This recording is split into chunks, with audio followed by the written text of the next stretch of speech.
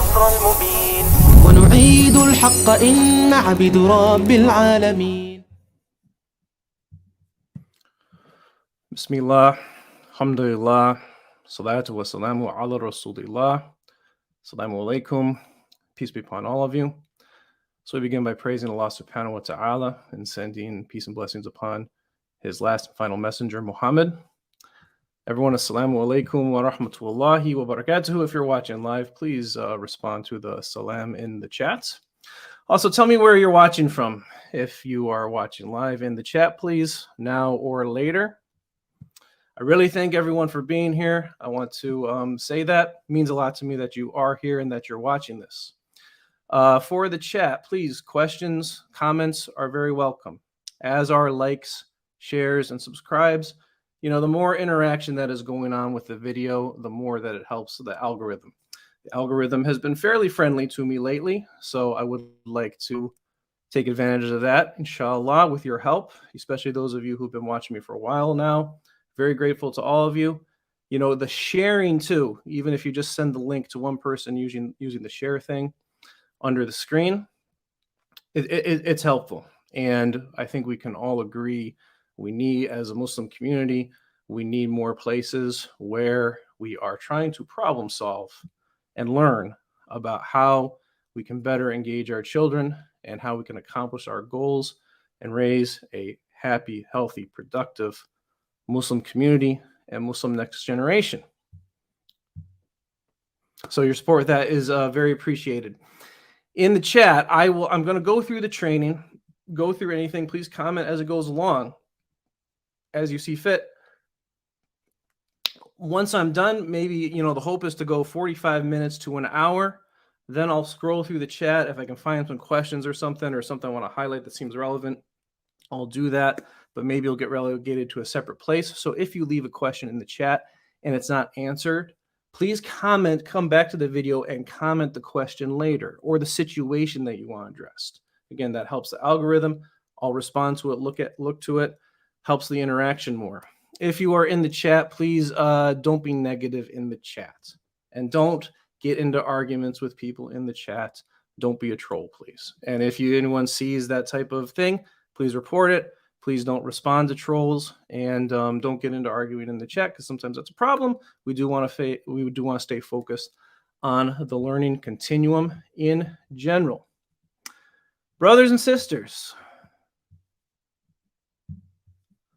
Allah subhanahu wa ta'ala, he says in his book, and I'm a struggling reader of the Quran. May Allah help all of us, aid all of us who are trying to learn to read the Quran better, but I will read the ayah here and translate it. Ya ayyuhalladhina amanu ku anfusikum ahlikum naran waquduhan nas wal hijarah, which translates into, O you who believe, save yourselves and your families from a fire, the fuel of which is men and stones. Brothers and sisters, we have so much anxiety about young people and the next generation and all the challenges in the Muslim community.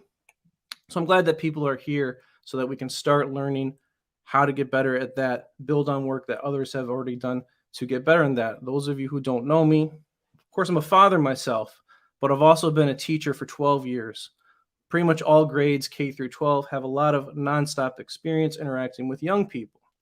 So I'm doing this program so that the Muslims can benefit from that. Because in that experience, I've learned there are some predictable things that work with young people. There's some understandings you need to have that are going to enable you to be more effective with young people. And also, there are many things that people do a lot that they often think are good things, or something in their background makes them think that that's the thing to do, or they're just not thinking about it intentionally. And that's causing all types of pitfalls. So as much anxiety as there is about youth in the Muslim community, I spend most of my time around Muslim high schoolers in the inner city, in a public school secular environment where, as we know, they're not always acting the way that we would exactly like them to act. being in that environment and being around them, I don't share in the anxiety that people have about the Muslim youth to the same extent as a lot of people. Is it because I think the youth are all great and they're all doing exactly what we want them to do and they're all on a good path going towards a bright future? Not necessarily. It's not that I think that. However, in my work and time with young people, I've learned that you can impact them, you can influence them, you can have success with them if you learn and know what you're doing. And it's that which gives me hope, and I think there's great promise for us to leverage the strong care that we do have about young people in the Muslim community. And that's something that we need to be proud of. And that's something that we can't let people turn against us. The fact that we care about young people, it's something important about us.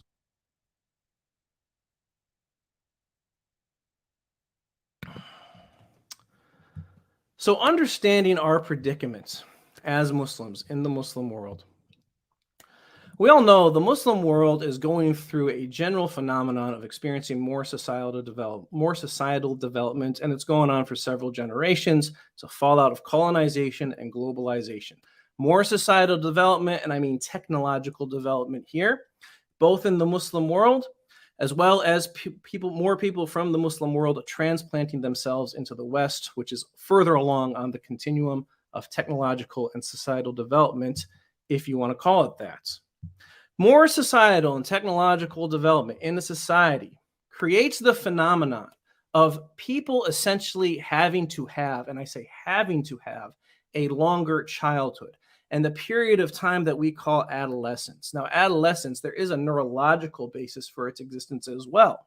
But when you have a more developed society, it particularly manifests as people essentially having a longer childhood, because the more a society develops, the more, or I should say, the less its dependence on subsistence and food is linked to physical labor, and the more it is linked to intellectual work.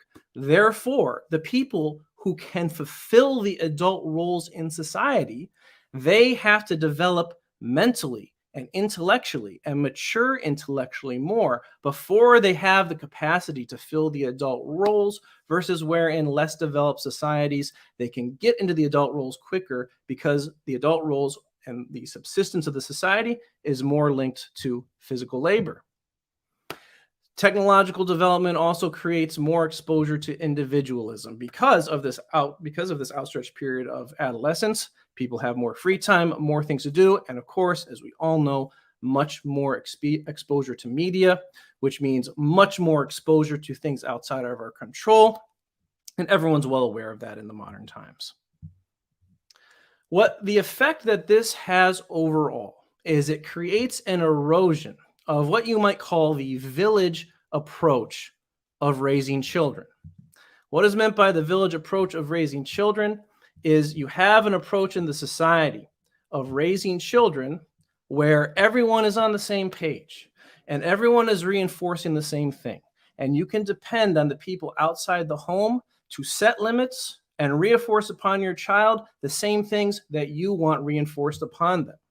When you have that type of village and communal support that all societies traditionally have and is quickly being eroded away all over the world in the modern times, when you have that type of village traditional support, parenting can be more impulsive and it can be more reactionary, meaning you don't have to think so explicitly and plan so explicitly about what you do. The customs are already set. The standards are already set. Things that work for that more enclosed society has already been established, and no one's trying to challenge it.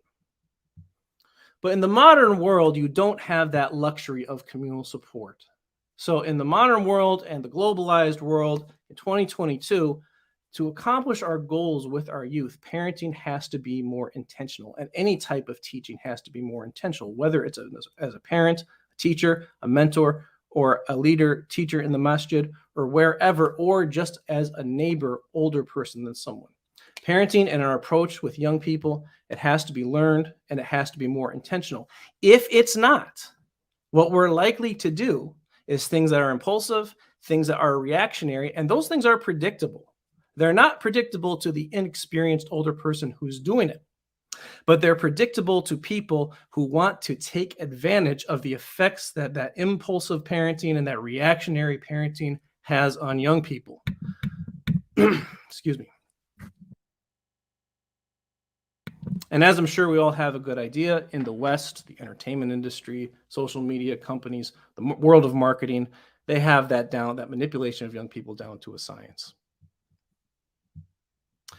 So the first overall lesson that needs to be understood about parenting our kids and having success with young people. If I could isolate the best parenting advice into just 2 words, which of course it's more complicated than that, but we need some baseline things to understand and to remember to go back to.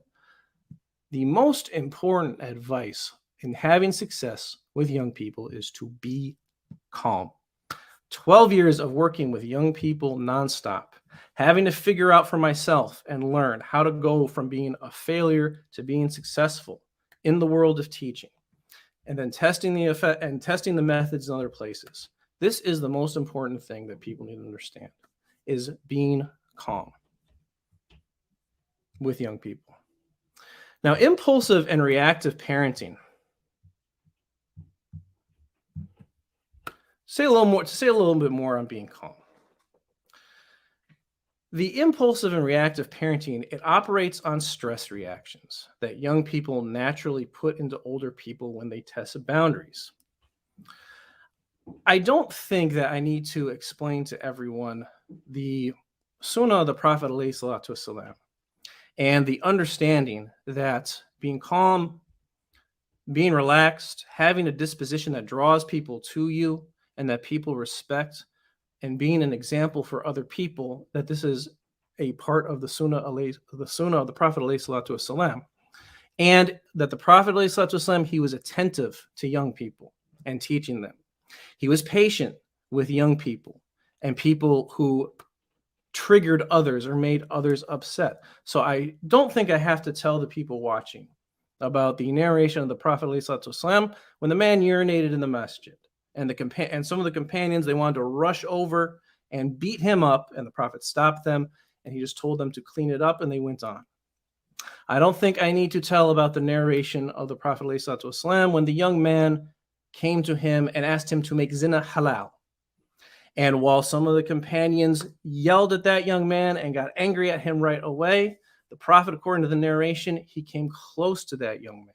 He asked him to sit down, and then he followed it up with reflective questions. I don't think I need to tell people about the narration of the Prophet ﷺ when a Yehudi passed by him and wished death upon him. And Aisha, young Aisha, she cursed that person back. And the Prophet ﷺ said, "Oh, Aisha, don't you know that Allah loves kindness and leniency to be put into all things, and to just reply to them and upon you." Calm reaction. I don't think I need to remind that. Now, cultures get away from that. Cultures get away from the Sunnah, as we know. Our nafs get away from the Sunnah. So our challenge as adults is really to analyze and appreciate how we need to be calm and learn some practical things about it. And this is where we're beginning from, especially when we get into tense interactions with young people, which they're always going to try and induce upon us because it's part of their learning process that they test boundaries. So impulsive and reactive parenting, again, it involves acting on stress reactions. How do you know you're having a stress reaction? There's some common indicators to it. The muscles tense up. Oftentimes, sweat comes from the brow or maybe the armpits. The face strains, and the teeth clench is a big thing. And if that stress reaction takes hold too much, as stress reaction is what we're referred to when we talk about being triggered. I'm not talking about like being offended in this kind of political way people talk about it. The origin of that understanding term in psychology, you're triggered when something induces a stress reaction upon you. If the indicators of a stress reaction take hold too much, it causes adrenaline to release in your bloodstream. If adrenaline releases in your bloodstream, you will be too amped up to be able to fully control yourself, and you'll be too amped up to think clearly. And you being amped up is going to transfer the stress reaction onto young people. And this is how relationships break down and how traps are set for us in our relationship with young people. Now, I theorize that in more traditional societies, in more enclosed societies, in societies where the village approach of raising kids is at play and everyone is more on the same page, people can operate on stress reactions more, which might look like raising the voice, perhaps to the point of yelling, snapping at them. I might mean literal snapping. People have different cultural reactions to that, but verbally snapping, okay? Using sarcasm maybe, or what we might call shaming, or something that uses your superior intellect to the young person to shame them in some way or try to make them feel bad. As I said, tense facial expressions, especially facial expressions that involve like this kind of villain look of your brow getting bunched up like that, which might signal disgust. It might signal anger. It might signal confusion too. That's a common first reaction when kids start going outside the norm or outside the expectations, and we don't like it, and our stress is triggered in that. Words meant to induce guilt, as I said before, are often the first thing that comes out when we're acting upon the stress reaction. And actions with the limbs will also follow too, of which there is a continuum. And then on the severe end of the continuum is perhaps even hitting kids. Now, in traditional cultures where you don't have to be so intentional and so strategic about raising kids because everyone's supporting everyone, you can operate on these things. You can operate on these things. And not only can you operate on them, but you actually won't have to do them as much.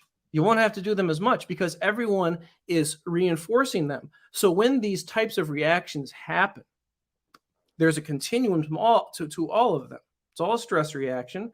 There's some reactions that are more severe than others, depending on how much the person is allowing themselves to act on the stress reaction.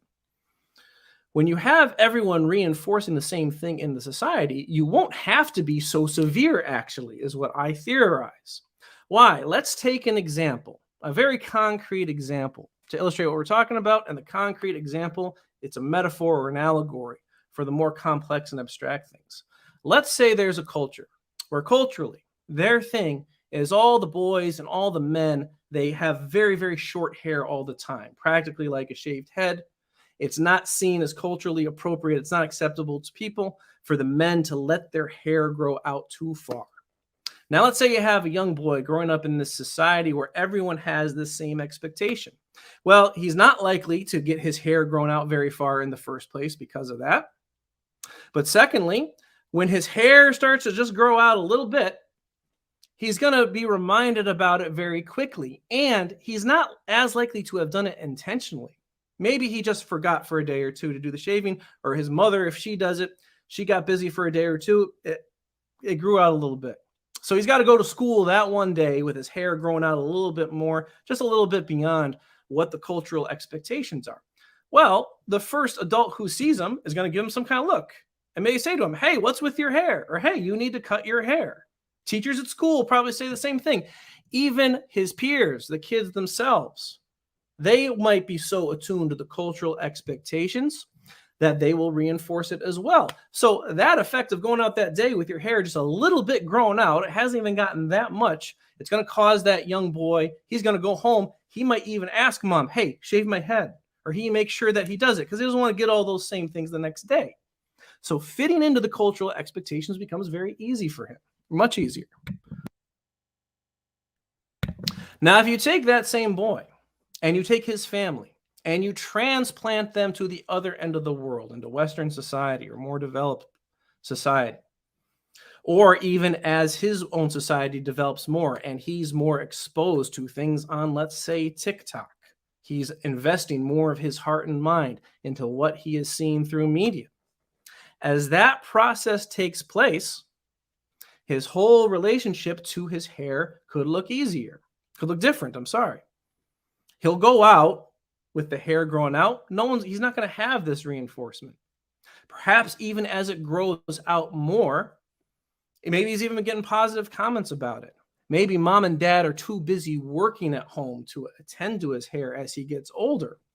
Also, too, a very strong possibility that he's looking at things on media, that he's seeing cool looking people that other people are talking about, and they have very long hair too. So now the long hair becomes desirable for him. And if we want to keep this young man within this cultural expectation, and I'm not saying that you have to, I'm intentionally using an example that doesn't relate to something haram or halal. If we want to keep that young man within that cultural expectation, well, what has to happen now? Well, now it has to be the parents who do the reinforcing. They have to do all these things. And if they have not learned themselves, which is likely, or if they came to this new world that they're in as adults, they are likely to fall on the habits that they know from the home culture and from that practice. So they will resort to these things to redirect him to get the haircut. But when they are doing that, this young man now, he has a whole lot more emotional investment in how long his hair has gotten. So he's not going to be just responsive to it right away. Just the little facial expression, it's not going to work. He's going to put up a defense about it. He's going to get defensive, build his argument about it, be defensive. In turn, if the parents don't know what to do instead in this new complex situation, they will continue with these things, and they'll not only continue with them, but they will up the ante with them.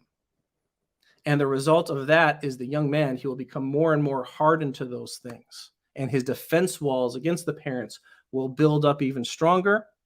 And it could result in the whole relationship breaking down to the point where later in life, he maybe decides that he wants a break or doesn't want anything to do with those parents. And perhaps what those parents represented to him as well.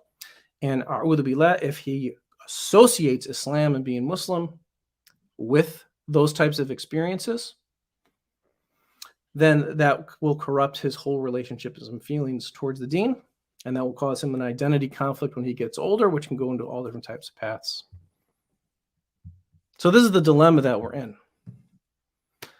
Now, deliberate and practice parenting controls. And we're going to be looking at some examples and some non-examples of what to do with these things. And what we are really focusing on today is body language. So much with parenting, and when parents ask questions and people want to know things, they want to know about what to say to kids. They want to know about what type of reasoning to use with kids. And there are things to say to kids that might be better than other things to say.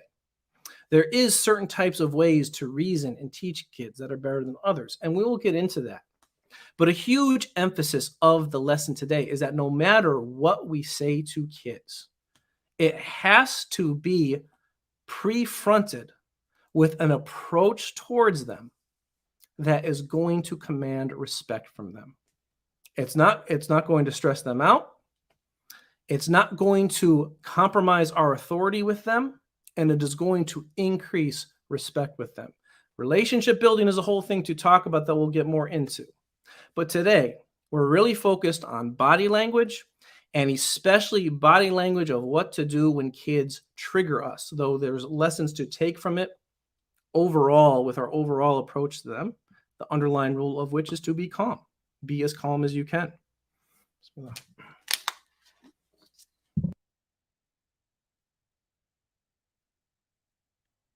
So proactive body language, deliberate and practice parenting, controls. Number 1, the breathing.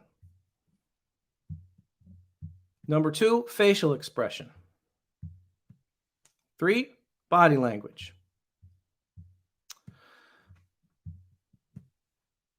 It seems like a lot of work, but the micro level behaviors that we have with kids, we have to understand that we have to have a deliberate plan and process with those types of things, and we have to have understanding about the way that our kids are going to experience us.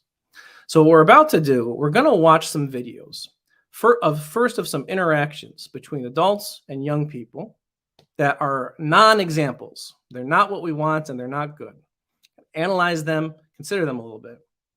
Then I'm going to go through a series of 3 videos or so that focus on some key things to do when kids trigger you with these 3 things: breathing, facial expression, body language.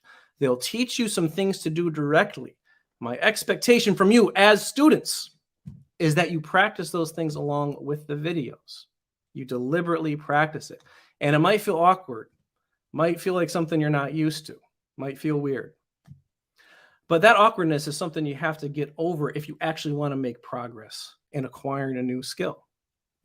And it's something that you have to try a little bit of trust in. And I would not teach this stuff if I did not know, again, over 12 years experience, nonstop work with young people across ages and across cultures, if I have not seen these things work before my very eyes. There is more to our connection, building relationships, and teaching of young people than these things, but these are key important things. And everyone is worried about the difficult interactions that we are having with kids. So I'm starting the course by getting directly to these things.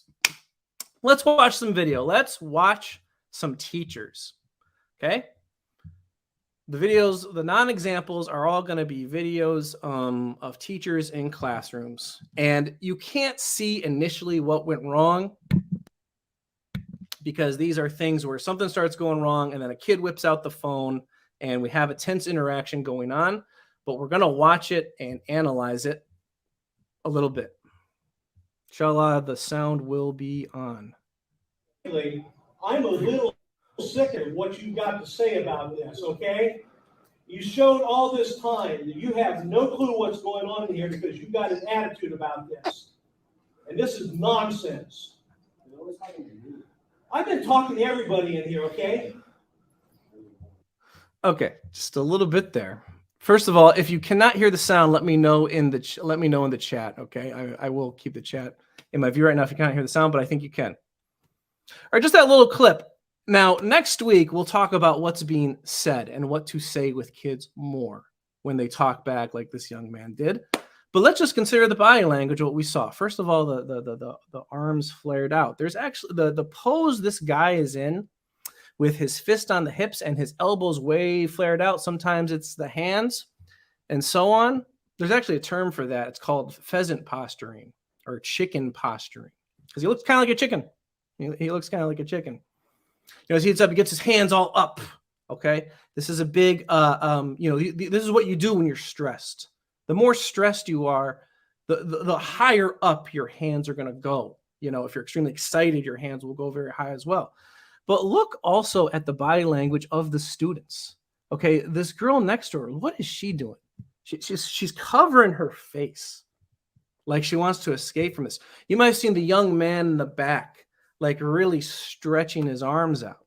Okay, this is showing the transfer of tension that is going on from the teacher to all the students, everyone involved, even the ones who aren't being talked to directly. Now, the one who's being talked to directly, he's kind of slunked back and he's talking back.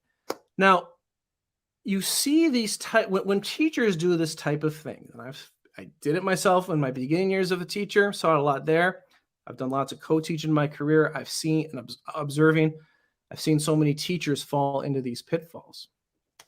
This having the hands on the face thing, that's actually common for kids to do when this type of interaction is going on. Now, when kids get this type of interaction, they get tension in their face that is actually caused by their tear ducts being activated. And depending on the situation, certainly if their peers are around, and certainly if they don't have the trust with the adults in the room, they're not gonna want to cry. They're not gonna let that release of crying happen. But this burning tension in their face, that is what is actually causing it, is their tear ducts being stressed out. Now, the young man who's sitting, if you look at his face closely, you can kind of see the wear of that same tension happening to him. Now, kids who get this type of interaction a lot, what happens over time, it won't be a safe enough situation for them to cry through the stress that they're feeling and sort of the sense of failure that they're feeling, because that's oftentimes what's accompanied here. If we were to watch the whole video, and maybe I'll do a more extensive breakdown of this video in particular later, in the back and forth, it gets to a point where the young man says, he says that this class is hard, and like, I don't get going hard. And the teacher's like, it's not hard type of reaction. A common thing that causes misbehavior, especially of boys in classes, is the learning. They're experiencing the learning as being too complex, and they don't get what's going on. And the misbehavior is a fight against boredom and a front to cover that they don't get what's going on.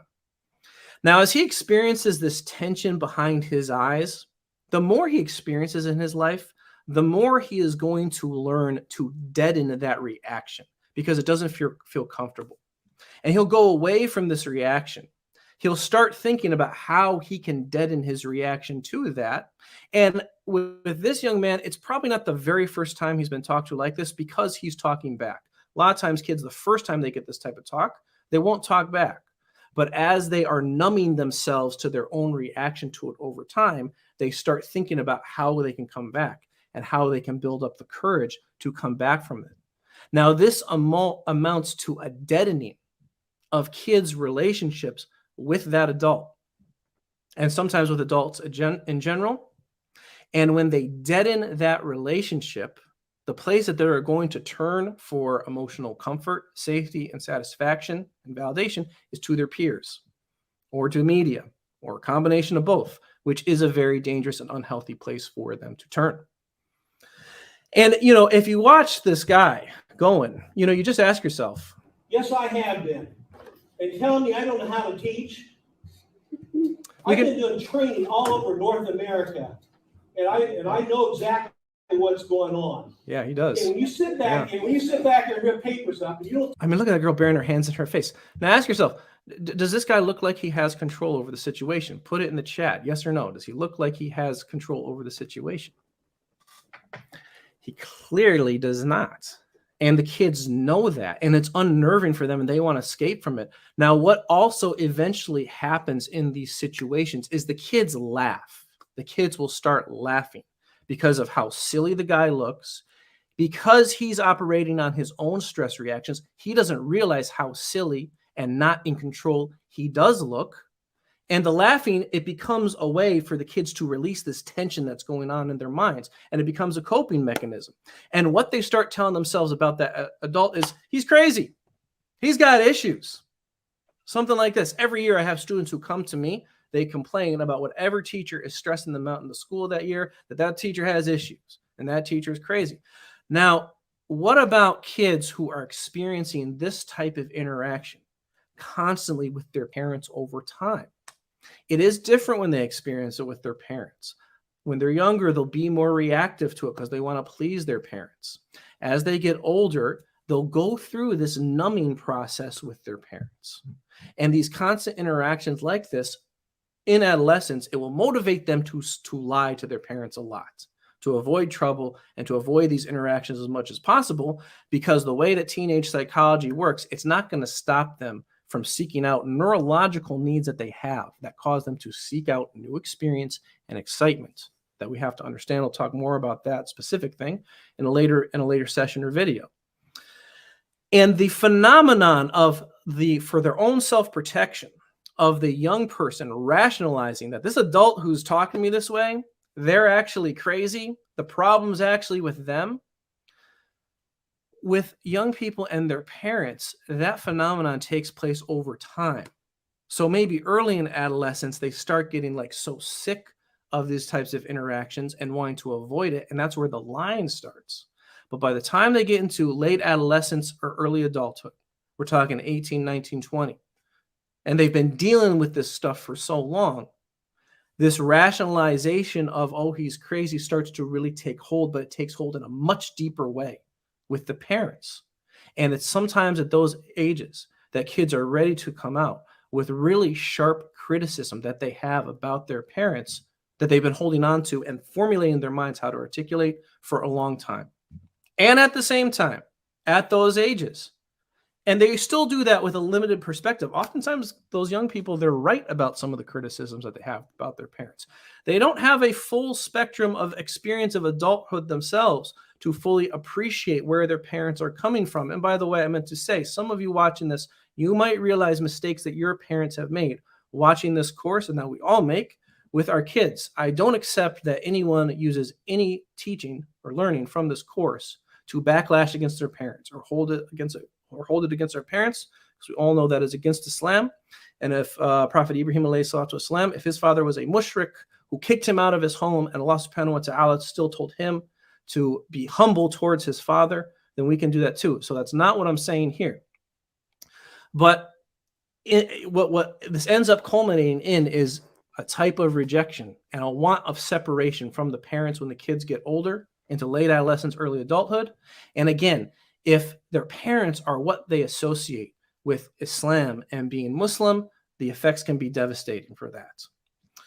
So we don't want to build up for that. And of course, we all know too, as they get that more independence into late adolescence and early adulthood, and if they go to college, there are all sorts of traps waiting to eat them up. And actually, this particular psychological dynamic I'm talking about, where young people have a tendency to backlash somewhat, their increasing awareness of the world causes them to have some criticisms towards their parents when they're in late adolescence and early adulthood, which can be the seed of a backlash against them. The ideologies and things that are pushed on college campuses and in college classes, and of course, reinforced by the media, sometimes they're primed for those things by the media and entertainment industry as they're going through younger adolescence and childhood. The purveyors of those ideologies, they know how to prey on this psychological dynamic, and they know how to offer young people at that age an alternative place of psychological comfort. So when we have interactions like this constantly with our young people, we're setting them up for that type of backlash.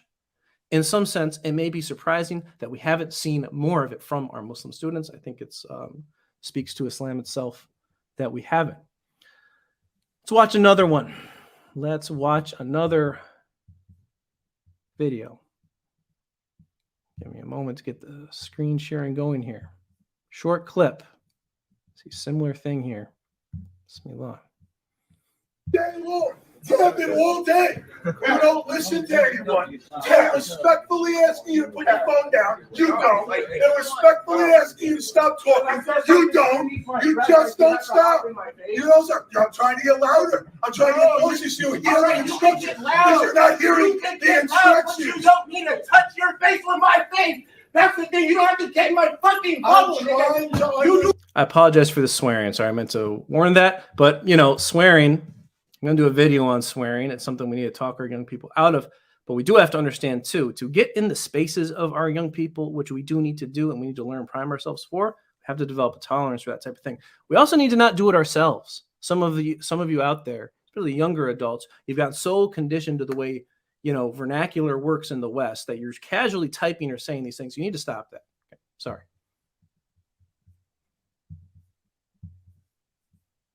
You not have to get in my fucking bubble. And you spitting on me too. Don't say shit. Don't say shit. You are Don't so say shit. tough. Your toughness is really intimidating. I'm intimidated right now. Now, something really interesting is going on here. The young man, again, he's a little older than the one we saw in the last video.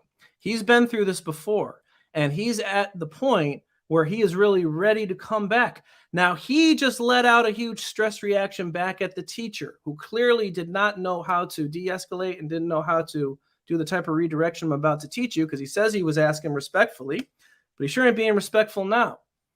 But after that young man yelled out, he actually relaxed a little bit.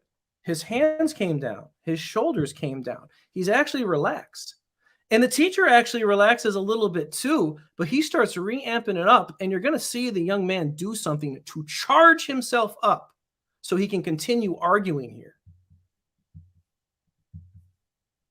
Now, I'm intimidated. I'm intimidated by that. I'm totally intimidated. No, you're trying to relax. An altercation. He's getting more Because stress you touching his want face. To have a Okay, lawsuit. he's Well, walking that's your around. toughness. You see I don't this? give a fuck You about see what he's doing?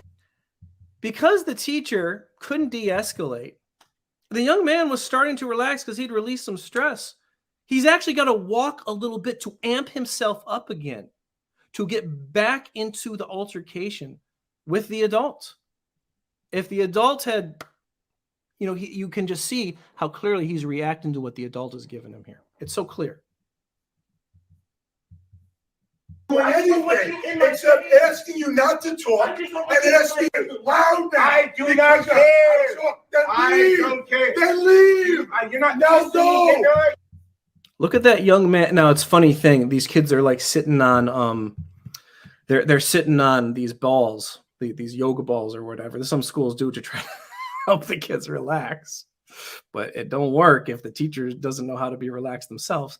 Look at the young man in the blue shirt and the backpack sitting in front of him. Do you see what he's doing with his hands? Do you see what he's doing? This tear duct reaction that I'm talking about, he is going through it.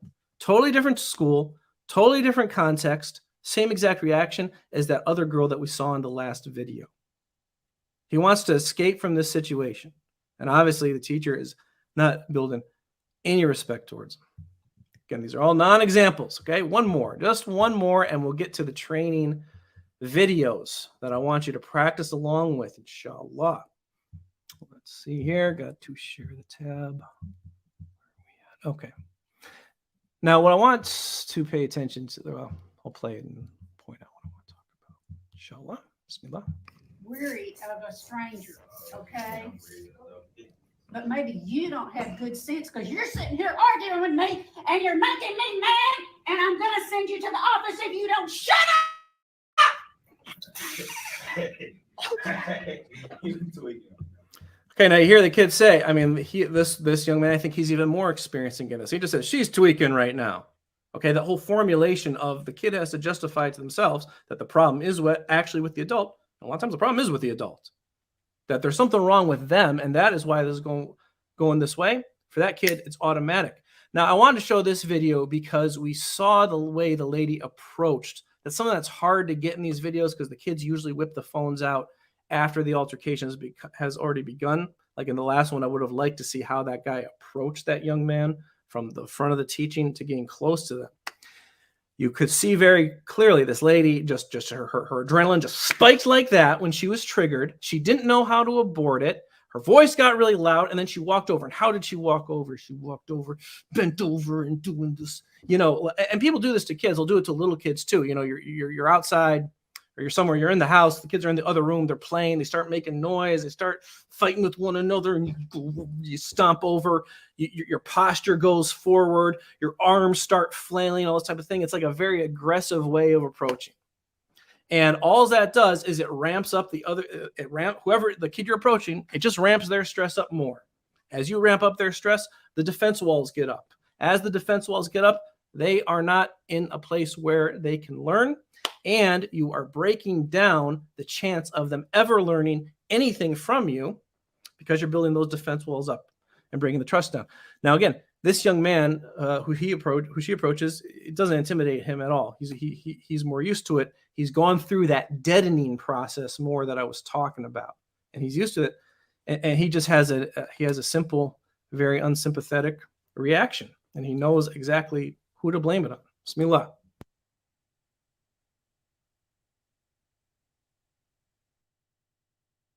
So going back to breathing, facial expression, body language. We're going to watch some videos. I'm going to teach you through how to do all three of these things. They're good things to practice just a lot in general because they contribute to having a calm disposition, a disposition that will be interpreted by kids as safe. And when I say safe, I don't mean safe in a way where you lose authority with them. It's a way that is safe that you gain authority with them and you gain respect from them. And it'll make them want to be nearer to you. And it'll make them want to know your perspective on things because it tells them, it communicates to them with your actions that you are in control. So let's start with breathing. And these are unlisted videos on my YouTube channel right now. I will, over the course of this week, make each one listed, public, so that you can practice them individually more. I'm expecting you to practice. I know it's not what you're used to when you're watching YouTube, but this is a course, brothers and sisters. I'm expecting you to practice with what along with what I teach here. Okay, and I'll do a little talking beforehand to reinforce some of the principles and things we need to understand. Bismillah, alhamdulillah, salatu wassalamu ala rasulillah, assalamu alaikum, peace be upon all of you. So when you get triggered by kids, your body naturally tenses up, and that can cause you to act on that tension and the adrenaline that is being injected into your body because of that. And it can create tense interactions between you and the young person you're trying to nurture. And that has compounding negative effects, and staying relaxed in your interactions with young people is something crucially important. So you want to abort that adrenaline process instead. You want to relax your face and your body, and you want to shift the part of your mind that you're operating from your hindbrain to your prefrontal cortex, where you can reason better. And this begins with breathing. You want this, overall, it involves relaxing your breath, your face, and your body overall, but it begins with breathing, because breathing is something that you do it automatically, but you can take control over it. And, your breathing affects your entire rib cage and your entire diaphragm, which is directly connected to your spinal cord, which is where all the messages from your brain are being sent throughout your body. So if you allow all that to stay tense, then your whole body is going to be tense and your overall being is going to be tense. But if you take intentional control of it, you train yourself to relax during that, then you can relax your whole body, and that's the beginning to having successful interactions with young people. I want us to understand, I want to re-emphasize this point. Understand the importance of breathing.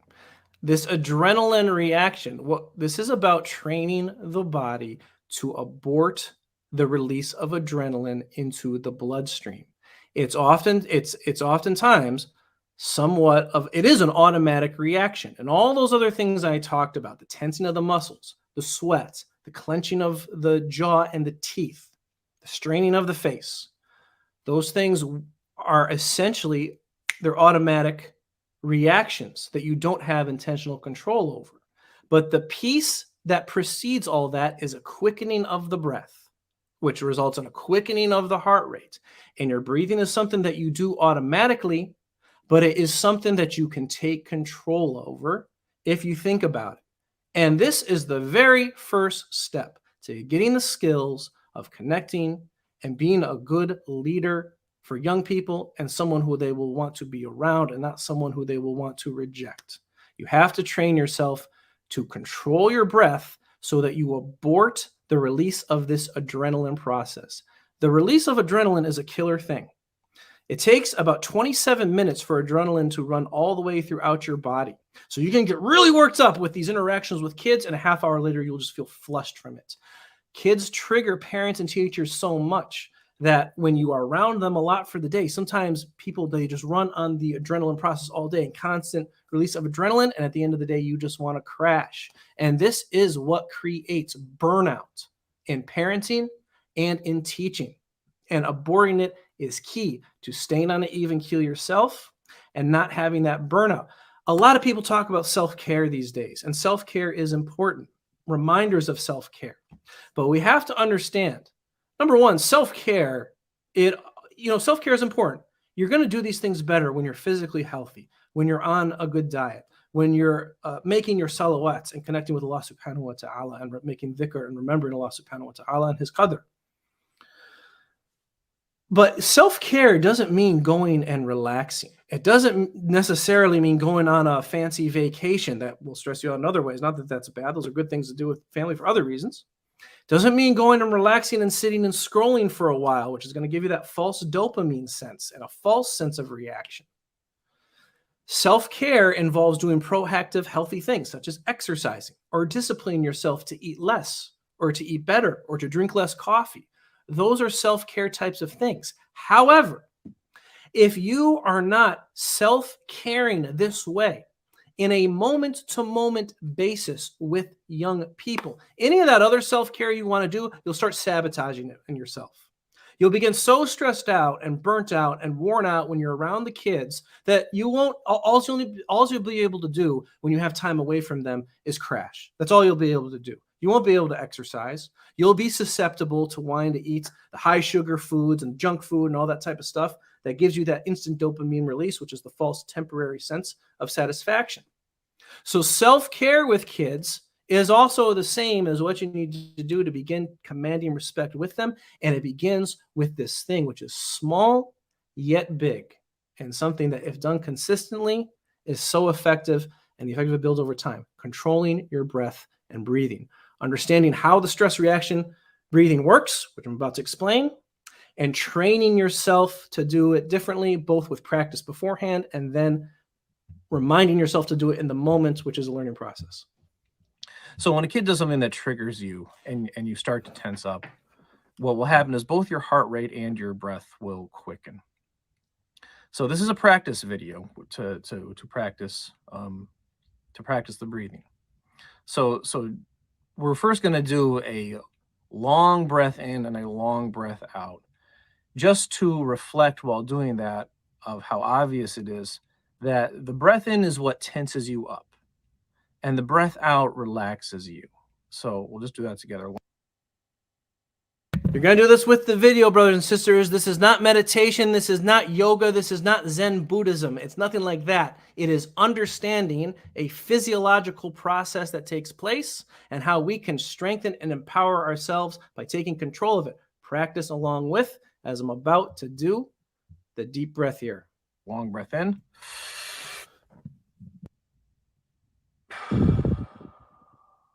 And then the long breath out. And it's really obvious what tenses you up. So when your breath starts to quicken, the in gets, it tends to be that the in comes in really strong. So that's not how you breathe when you're triggered by kids. You don't do it like that. That is, practicing that is meant to just appreciate that breathing in is where the tension comes from, and breathing out is where the release comes from. And the triggering shortens the release out, and it lengthens the breathing in. Strong, and therefore gets a little more deep, and the out breath gets a little more shallow and quick. They're both quick, but the in breath happens stronger, and you get a breathing that's kind of, more like, I'm exaggerating a little bit, but that's how breathing's. Another way that the breathing goes when you get triggered is like that, like this kind of quick upping of it. Starts to go when your heart rate increases, which is what happens when you're triggered.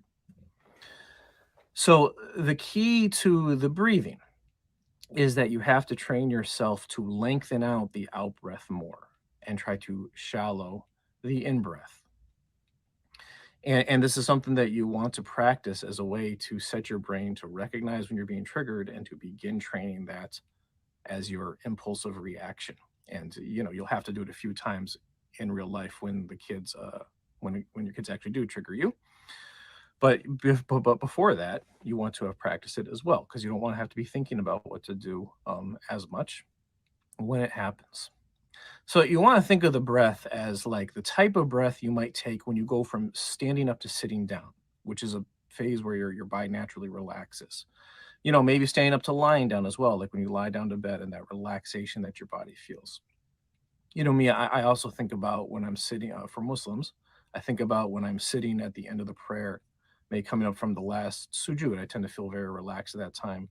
And after the taslim, we tend to have these relaxings. And it's an important time to remember Allah and remember the qadr of Allah. And, the patience that belief should give us should help us be patient with our internal selves. So to practice the breathing, we want to breathe in at one pace and then maybe breathe out at a count to 3, kind of like this. Okay, practice along.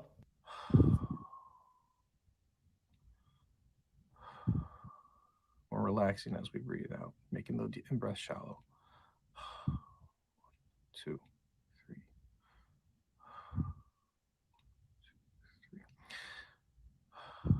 So you begin like that. Now I'm sitting forward in my chair too. If you're sitting down while you do it, I'm going to sit back just to make sure that I can experience the relaxation of like my shoulder muscles and my chest muscles while I'm doing it too. So breathe in shallow and breathe out like to a count of 3.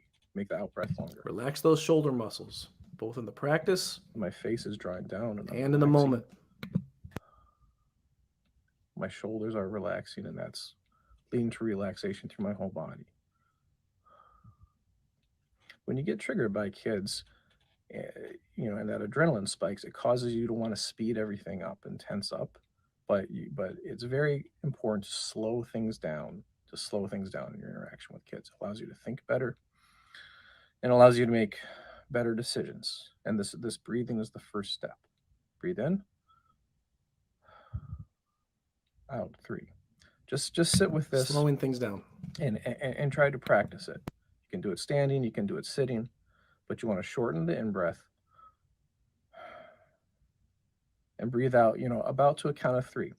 It's not like a super like hard in and an exaggerated out breath like maybe they do in some types of meditation or something like that. You want it to be something that happens a little more naturally than that. And I'm going to put the link of this video into the chat for the benefit of the people who are watching live. You can save it later, and we'll go to the next one here. If I were doing a live training, and with teachers, I've done live training of practicing this. It's something so small, brothers and sisters, but small things done consistently, it's the key to all success. And this is something that's small, but it's always going to be done regularly. So 6-minute video, I know in our YouTube attention spans, it feels like it's a little long, but it's worth giving the explicit attention to. Those of you who are sports fans, when they have a young star in soccer or American football or baseball or basketball, whatever sport you watch, and they're supposed to be all good, they get into the professional league and they struggle right away. What they always say about them is that the game's moving too fast for them when they're at the upper league, and they need to learn to slow it down. This is key to everything that goes on with kids. We have to slow it down. And in these moments, we feel a lot of pressure, but there's actually more time than we realize because everything is happening so quick. So that is breathing, okay? Basic rule of the breathing. Lengthen out the out breath, shorten the in breath because the in breath is what tenses you up. Relax the shoulders. Relax the shoulders. Generally, your body language, you want to bring it down and not up because up creates tension, okay? Let's move to facial expression. Practice this outside. If I were doing a real training, I would like pair people up, have you do the breathing in front of each other and examine how you look, all that type of thing, okay? But we're not doing the practicing in YouTube course learning form. Facial expression. There are some big keys to facial expression, and the facial expression and the breathing, they complement each other, and they are so key to this relaxing. Some of you might know that if you're not happy, but you force yourself to smile, it's actually been found that will release serotonin in your brain, which is a chemical that makes your brain feel better, makes you feel better. There is there's debate in these fields about the chicken or the egg, which comes first relationship between, our physiology and our neurology.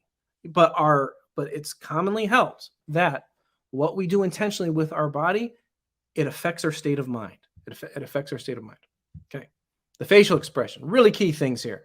Oh, by the way, these things, I'm going through a little further. These are not things I'm just making up. Okay, they're things I've practiced to the nth degree in my career teaching, but they're not for me. Most of it comes originally from a behavior management program called Tools for Teaching by a psychologist from the University of California at Los Angeles named Fred Jones. He studied at the request of Los Angeles Unified School District. He studied their high need schools where they were having the most behavior problems to help them for decades, all through the 70s into the mid 80s. To try to figure out what they could do with the kids to keep them under control and work effectively with them. He found a big difference between some teachers who were effective in those schools and some were not. And when he analyzed them, he found out that most of the big differences, they came down to this nonverbal communication stuff and body language stuff. So, the whole phenomenon of relying too much on being punitive with kids and punishing them and wanting to do that, there's pitfalls with that. The whole world has experienced that. The West has experienced that as well. But the other end of that, when, okay, I can't yell at the kids anymore, I can't hit them anymore, I can't scream at them anymore, or whatever, what do I do? What people, the miscalculation people make on the opposite end of the spectrum is they end up spoiling the kids and just giving them rewards for everything, material rewards. That messes kids' motivation up in a whole other way. And that's a pitfall too. And actually, that is what is mostly done in American schools, is they give kids little rewards. This more effective stuff with the body language, it's not the stuff that's commonly spread, but it is well researched. I've practiced these methods with different ethnic groups in different countries. Fred Jones's methods, they have been used in different countries across the world. They are cross-culturally effective, and they've been studied in other ways. I have citations of that in my own book. It's stuff that works. It's not the only piece to being effective with kids, but it's laying the foundation. Facial expression. Bismillah, alhamdulillah, salatu wassalamu ala rasulillah, assalamu alaikum, peace be upon all of you.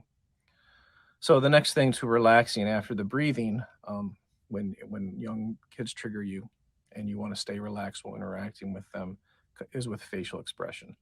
Now, the key to a relaxed facial expression is with the jaw and the teeth, because when you get tensed up, your face tightens up, and we associate a tightened face with this shit, with shaming kind of looks, and with anger type of looks, and stressed out types of looks, and we're experiencing stress, and even people who have problems with stress, oftentimes they develop jaw and teeth problems from locking their jaw so much or grinding their teeth when they're really stressed. And the way kids read these facial expressions, they can sometimes have they can have a temporary effect of redirecting them and them reacting to them, perhaps out of fear. But when they get used to you doing that, they become numb to it, and it becomes predictable to them, and they begin to understand that what it's actually signaling is a sense of your own lack of control, your own lack of self-control. And it is a way that kids will begin to signal that they are gaining a sense of power over you. And for kids, it's always natural to test boundaries and to see what they can get away with. That's part of their learning process. So the more that they see they are having control with you, the more likely they are to push that and see just how much control they can have. And they are learning through experience and through your actions that triggering you and antagonizing you is giving them control over you. And that is exactly what we saw happening in those videos that we showed earlier. And that's also part of where the laughing comes in from kids, because even though they're acting in this high tense way, those adults end up looking like weaklings to the kids because they are letting a younger person control them in effect. And people who are really having problems with their kids being rude to them and talking back to them, usually this is foundational to why that's happening, because they're continually seeing that they're able to control these stress reactions to you and instigate these stress reactions into you. And the fact that they're not having empathy towards the stress that you're experiencing, it doesn't mean that kid is bad or evil or something like this, or there's something even like totally wrong with them necessarily. But a kid can't empathize with the internal stress experience of an adult because they haven't been an adult before. So it's really just something more out of a learning process. And kids in that they are failing to empathize with you. A lot of parents who are really in these knotted up situations with kids where the kids are being very rude to them, part of unpacking that begins with teaching the kid how to empathize with you, but that's a different process. But anyway, key to relaxing the face. Again, the jaw needs to be loose and down, and the teeth cannot be clenched, meaning the teeth cannot be touching. So it looks like this, or maybe this. It doesn't look like this. Okay, observe the subtle difference with the teeth clenched and the teeth not clenched. Clenched is I'm tense and I'm not sure and I'm agitated. Not clenched is I'm relaxed, I'm not emotionally affected, I'm in control of myself, which means I'm in control of the situation. And you can actually hear there, the more relaxed face, it actually does make the voice a little deeper because the vocal cords are not as clenched. And that has a relaxing effect on kids as well. Also notice too, brothers and sisters, the relaxed face, it's not a chipper face. Okay, so we're not talking about like you have to be overly sensitive in this type of thing when the kids are doing something wrong. That's not what this is about. Now, of course, there's times we need to and want to be sensitive. It is part of overall sensitivity to kids. But you can be like really nice, but still be tense. Sometimes I see teachers try to do that. Their thing is, I'm just going to be nice no matter what. And, you know, they'll start being like, oh, are you feeling okay? Is there something wrong or something like this when the kids are worked up and you know, they're still all nervous and tensed up. It's what the facial expression says to the kids without the teeth clenched, without the teeth clenched is, I mean business. I'm serious here and I'm in control of the situation. That's what it says to the kids. Now, a way you can train yourself to This do is really important. When you This get is really triggered, important. I have the previous video on breathing. That's the first thing you want to remember, to take that relaxing breath. You want to take that relaxed breath through the mouth and the nostrils, deepening the out breath to get yourself relaxed. Something you can do after the relaxing breath is you can roll your tongue from the roof of your mouth back to what is called the soft palate, which is the part of your mouth where it gets soft, not just to the tip of the soft palate. Because if you have your tongue touching that part of your mouth, it's pretty much impossible for your teeth to clench and for your jaw to lock. You don't necessarily want to, you know, press your tongue too hard to the top, because that might create tension in its own, but just to touch it and roll it back, and it should look like something like this. Serious face, but in control. And some people, they find it somewhat therapeutic to maybe like move it back and forth on the soft palate or between the soft palate and the hard palate with the tongue. You know, if you find that therapeutic or stimulating in a satisfactory way that helps you relax, that's what you can do. Okay, this is really important part, brothers and sisters, because a lot of people, if they're used to being triggered, you're not used to controlling your stress reaction, this whole not letting the teeth clench thing, that can become very hard for people when they're not used to it.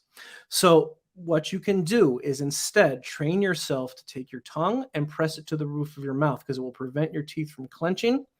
And another benefit of it too is it will make sure you don't use your tongue to say anything. So often a big mistake that parents and adults make is when the kids trigger them, they feel like they got to get right in there and say something. And the first thing that snaps into their mind, they snap out of their mouth. You don't want to do that. The first thing you want, and what you want this breathing to do for you, is to relax you. And you want to take a moment to think. And that is the whole point to slowing things down. You have to give yourself time to think. You can't let that adrenaline speed you up and fall into the trap of feeling like you got to do something right away. And again, this rolling of the tongue, just putting the tongue to the top of the mouth method, it works very well. And if you still need to sit with it a little bit, you can move it back and forth. It's sometimes kind of therapeutic. It can actually help to reset your mind and help your mind not take the situation so drastically and seriously. Not that it's not serious, but again, you need to slow down. This is how I got good at doing this. Now I can be in front of my class, they can trigger me, and I can control my jaw and the teeth without having to do this. But this point really helped me when I was first starting with this. Rolling the tongue. Practice it right now. Easy to practice. No one's even going to know if you're practicing it. Just practice putting the tongue to the roof of your mouth. Roll it back and forth. But really, I would say once you practice this enough, and again, you want to practice this beforehand, doing it with your kids, you know, remind yourself of it daily as much as you need to, so that you're more prepared to do it in those moments where the kids do. Let me know if you've practiced it. And yes or no in the chat, please. Yourself to do it. I want to see some yeses. Even if you don't do it right away, whatever you're in, remind yourself to do it in those tense moments with your kids.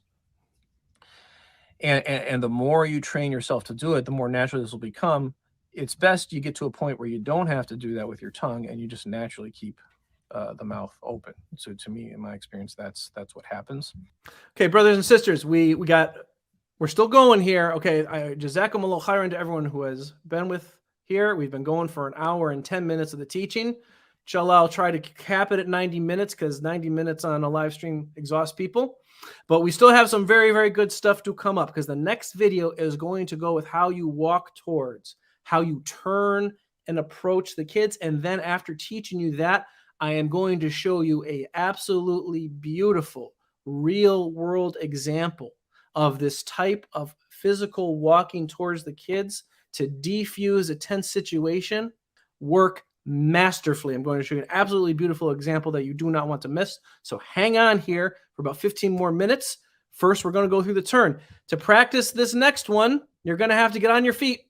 Yes, brothers and sisters, you will have to get on your feet, move around a little bit, find a place to set up. How you turn, practicing a slow turn and walk to the kids. This is where we really get to slowing down the body language. This is so key. So often when kids do stuff that trigger us, we're not physically close at that moment, and we need to get physically close. And it's good to get physically close to kids, but there are high stakes to how you get physically close, because how you do it can either amp the kid up or trigger their defense walls, like we saw that one teacher stomped over to the kid after he made her mad. Or it can trigger to them, can affect their own mind to get them more in a place to receive what you're going to say. And it can be approached in a way that maintains your dignity and your respect and makes them open to receive you. And also, all these things will cue to them, depending on what's going on, depending on how expectations are set for the situation. Oftentimes, these things will cue them to just redirect themselves without even having to say anything. And I'll build on that next week, because this week, we're not even getting into what to say to kids. This is just all about working about how we approach them, because this stuff needs to be set. It's definitely equally important to what we say to them. And again, I'll make the videos public this week. Okay, so breathing, facial expression, we want control over those when our kids do something that trigger us. Now, a lot of times when our kids do something that trigger us, we're not directly in front of them. We're in another room or we're off to the side or something. So the other big key thing is how we approach them physically when they're doing something we don't want to, or we need to go redirect them. Okay, let's take fighting with siblings as an example. It's a very common one, right? So what we're going to practice here is turning and walking towards the kids and how that's done. And it's like the other things. The key to it is slowing it down and relaxing it. So first of all, let's say we're in another room, okay, we're in the kitchen or something, doing the dishes or something, and we hear the siblings start arguing in the other room. First of all, the most intuitive thing to do, and what we normally do, is we go, "Hey, stop it!" Now, that type of redirection is almost never worth the breath. Please remember this, brothers and sisters. Please remember this. Getting physical proximity, especially in the way I'm about to show you, it is always a better bet, pretty much always, than using the voice. It seems like the voice is going to be simpler, but the voice does not really resonate. The voice, the kids can easily act like they don't hear. Sometimes they don't even fully process it, and they will easily get numb to it. And again, the loud voice, the yelling across the room is acting on the stress reaction. It is not aborting the stress reaction. So it actually takes more out of you than getting up and showing what I'm going to show you here. Physical proximity, better than yelling across the room. Remember that.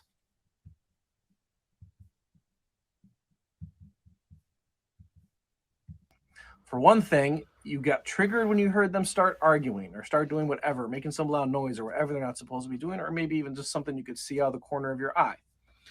You got triggered, and then you acted on the triggering by trying to release the tension in your body immediately, which allows the adrenaline to spike through your body, which wears you out in the long run. And you do that yelling, you get like an immediate sense of small relief, but it's not, but it's only a moment before you tense right back up because the kids don't respond to it. It's as if they don't hear you. And the fact that they don't respond to it, don't hear you, it just makes you tense up in an even harsher way that feels even more tiring because it didn't work. And this is part of how you're building compound stress in your life, both within the course of a day and over the course of a lifetime. Now, let's say instead of yelling, you're going to turn and go. Even if we do that, when we turn and go, the way it normally looks, He's like the lady in the video. in the kitchen doing whatever. We'll be in the kitchen doing whatever. We hear the kids start arguing, start making some sort of noise, and our immediate reaction is to turn like this, which takes about 1 second to do. Quick turn. And it's quick. Don't want this. And it's filled with tension. Don't want the quick now, turn. That 1 second turn, No, what sir, we no, wanna do ma'am. instead is turn that into a 5 or 6 second turn. So what is that? You heard that correct, brothers and sisters. That little turn that we do in 1 second. Oh, yes. We want to lengthen it out to 5, 6 seconds. I am not joking with you, brothers and sisters. This works. It's a great way to slow things down. It also gives the kids a lot to respond to. They notice this more actually from the corner of their eyes. Kids actually have better peripheral vision than adults. And gives them the chance to self-redirect, especially because the way we're going to do this turn, it communicates that you have control and that you are serious and that you know what you're doing. That look like? It's going to look like this. And yes, this works for males and Okay, so in females. the kitchen or wherever. It's more study with females than males. To be in the camera. I hear the kids start arguing. Or I see something in the corner of my eye they're doing that I don't like. I want to turn like this.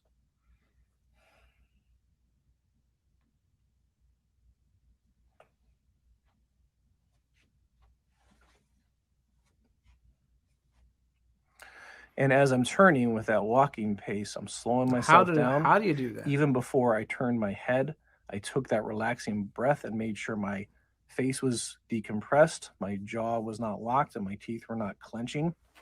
And I'm reminding myself of that breathing pace, lengthening the out breath as I walk towards the kids. Now, what's the key to doing this turn? When you do the quick turn, the more natural turn, what moves first is your feet. And it's like this.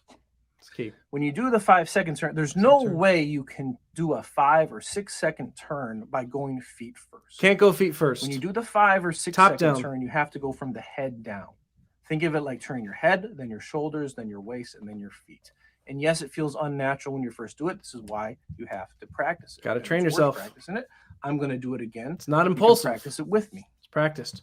Head first, shoulders, hips. The turn goes top Okay, down. the kids make noise. I take my relaxing breath. Turn the head, slow. Shoulders, slow. Waist, feet. Oh, yes. He's serious. And again, that signals to kids that you're in control. Their actions have not put you out of your own emotional control. And because you're in control of yourself emotionally, you're in control of the situation. Now, the next thing that comes after that is when you get in front of them and then what to say to them. However, I will tell you this process, the breathing, the facial expression, and then the slow turning, there is nothing that cues and prompts kids into self-correcting behavior without having to say anything more than this. Trust me, 12 years of teaching experience of kids of all ages, that is one of the truest facts that I've learned. Best way to get the kids to self-correct, and that's the cheapest way. I'm putting the link to that in the chat. Those of you in the live chat, you can have early access to these, but I'm going to make them public over the course of the week. I expect you to practice this, brothers and sisters. I'm about to show an example, a real-life example, intense example of how well this works. It's absolutely beautiful. I expect you guys to practice this, okay? If you're not doing it right now in the live stream, go back and watch this. Get up out of your feet. If you want to use the video from the chat to follow along with, or when I post it later, I expect you to practice this. You will be thankful for the practice when the moment when the next moment comes up, and the next moment is coming. For those of you who have kids, the next moment's coming soon. For those of you who don't have kids, inshallah, may Allah make it soon for you, because we want you to have kids. Abdullah, Jazakumullah khairan. I should have known this before I had kids. I would like to know anyone else who this is new to them, and maybe you are, and we're all guilty. I'm guilty of it. Should have. Alhamdulillah, there's no video of my first year and a half teaching. Alhamdulillah. And it's from the blessings of Allah subhanahu wa ta'ala that he put me around other good educators who introduced me to some of these things early in my career. Otherwise, I would not have made it as a teacher. And most teachers, they actually quit within their first 2 years of teaching because of this. But if you also have the similar sentiment, or you're guilty of some of these things before, please let us know in the chat. I'd be happy to please let us know. Jazakumullah khairan. Okay, I have another video that goes over how to get up from sitting. It's similar to the turning. I'm going to save that to just release it later this week on YouTube. But to appreciate the effectiveness on this, for the skeptics out there, if you are a skeptic as to whether or not these things work, we're going to watch an intense real life example of a brother beautifully executing a slow approach to the kids, and you will see in the body language of what's going to happen here, the benefits of the slow approach. Inshallah, some of you recognize what this video is. It was a viral video, I think, a few years ago. I believe it was in New Jersey. Could be wrong. Forgive me if I'm wrong. If I'm wrong, someone corrects me in the comments or chat. From our brother, what we're going to see here is some teenagers fighting in the streets, kids with the cameras, egging them on, whole type of thing. And our brother, who goes by the name Ibn Ali Miller, he comes in and he intervenes in this. And he changed these kids' lives by doing it. The story is well known. You can look it up. This is something too, even if we're not parents out there, people nowadays, they are afraid to approach groups of young people, even though they actually want to be approached, but you have to know how to do it the right way. But there's actually research that backs this up. Increasingly, adults themselves are too scared, too timid, too afraid. They can be in public knowing kids are doing something wrong, and they'll just walk away from it. They're too scared of the kids. Too much feeling of incompetence. Brothers and sisters, we need to get over this. We need to learn competence ourselves. We need to try to become examples for people who can shape all youth, not just the Muslim youth, but all young people in right ways. Of course, we want to begin with our own. So common, 12 years ago, no one accepted kids. Well, kids weren't on their phone during Jummah, but they wouldn't be distracted. SubhanAllah, sometimes we see it in the masjid these days, groups of kids sit in the back, they're on their phones during Jummah. No one knows how to just go walk up to them. I want you to think about doing that and start to get the confidence of doing that. Now, this brother here, okay, you have a group of kids who are about to fight for whatever reason. We're going to break this down and see exactly what this brother does here. Now, when it went viral, a lot of attention has been paid to what he says to the kids afterwards. But what's missed is the part that came before that. And what actually made him successful, through my analysis, with what he says to the kids and endeared the kids towards him, is the way that he approaches in the beginning. It happens quick, but it's slowed down, and it's so crucial. We're going to play it, and then I'm going to slow the video down. Okay, fighting. Again, excuse the swearing, okay? We know how young people are. We need to teach them. Okay, I'm going to slow it down. I'm going to make the playback speed 0.75, just so we don't miss what we need to do. Kids are all yelling. It's a big jamboree. Okay, watch the one kid with the phone and the boots coming across. Watch his head right here. What's good? What's good, nigga? Okay, that kid, he notices something. And if we look in the middle of the screen on the right, we have an adult. Sorry, I got to make this bigger. We have an adult approaching it. And the one kid on the side with the phone clearly notices it. Now watch the kid, the skinnier one with the red shoes. He's reading something from the face of his peer that he's in this face-off with. They're about to have their lives changed, alhamdulillah. Watch what he does here. Square up! Look at him turn that head. So He's noticing someone coming as well. Now, we can't quite see the brother yet in the video, but we're about to see them. But we can already see he's having an overall effect on the kids because some of them saw him come. Some of their heads turns. Their facial expressions changed when they saw him, enough that even the kid who had his back turned to him turned and looked. Now watch the kids as he's approaching, but he's not there yet. Go ahead, bro. Niggas is Okay, they need to be egged on by their friend. The one's got to say, go ahead. He senses them slowed down. Okay, the kids who are getting the big rush out of it by filming it, they got to egg him on, tell him to go ahead. He turns. Now you see the two young men here. They are totally faking it right now. They are totally faking at this point. Yes, they're squared off, but their fists, they're not up like they were before. Their fists are loosened. And they are actually hoping this adult who we see here, look at him right there. They're actually hoping this adult is going to intervene. I'm going to see if I can zoom in on this. If we look at the brother, look at him. Look at the brother as he's walking. He might as well be out for a stroll in the park as he is approaching these kids. He's completely calm and cool. He's not huffing and puffing getting over there. He's not yelling at them from afar. He's not running over and rushing over, saying, stop it. Totally normal walking pace approach. And the kids have noticed it. And the kids have picked up.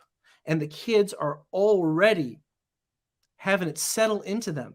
And they are actually hoping that he's going to do what he's about to do. Now, when he gets in here, and he says something, I want you to just watch the body language of these two young men and ask yourself, are their defense walls going up?